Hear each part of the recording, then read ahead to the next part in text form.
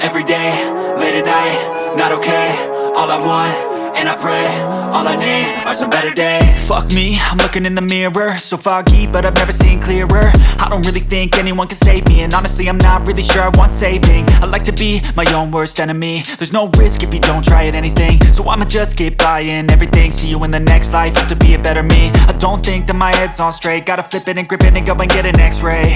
What's wrong with me? I just feel weight pushing on my chest and it squeezes till I suffocate. Better change my mindset, meditate. It's pretty cool that I'm alive and have better days. I could walk, see, hear, I should celebrate. Think I could change my mind, maybe elevate.